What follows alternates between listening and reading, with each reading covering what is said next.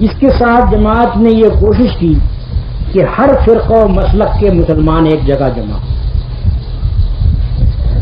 ظاہر بات ہے کہ اصل اسلام کس چیز کا نام ہے؟ قرآن اور سنت کو ماخذ قانون ماننا، اس چیز کا نام اسلام ہے۔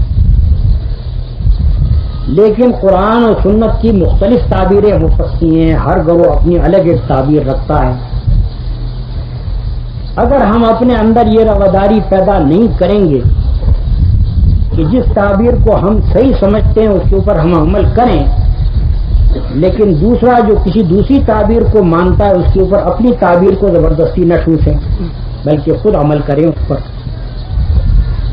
اور دوسرا شخص جس تعبیر کے اوپر عمل کرنا چاہتا ہے وہ اس پر عمل کرے، لیکن اس سے مختلف تعبیر رکھنے والے سے جھگڑے اور بحثیں مت نہ کرے، اور آپس میں دونوں اس بات پر اتفاق کرے کہ ہمیں وہ نظام قائم کرنا ہے جس کی بنیاد قرآن و سنت کی تعلیمات ہے۔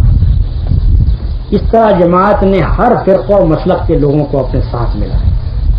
جماعت کے اندر اہل حدیث بھی ہیں، جماعت میں بریلوی بھی ہیں، جماعت میں دیوبندی بھی ہیں، شیعہ حضرات میں سے ابھی تک کوئی رکن نہیں بنا ہے لیکن متقین میں اچھی خاصی تعداد شیعوں کی بھی موجود ہے۔ جماعت اسلامی بنی ہی اس اصول پر ہے کہ آپ جو اپنا مسلک رکھتے ہیں اس پر عمل کیجئے، مگر دوسرے پر زبردستی اس کو نہ تھوپیے۔ جس عمل کو آپ صحیح نہیں سمجھتے اس کو نہ کیجئے، لیکن اس بات کا مطالبہ بھی نہ کیجئے کہ دوسرا بھی اس کو صحیح نہ سمجھے اور اس کو چھوڑ دیں، اور اس کے بعد مل کر سب کے سب اسلامی نظام کو قائم کرنے کی کوشش کی۔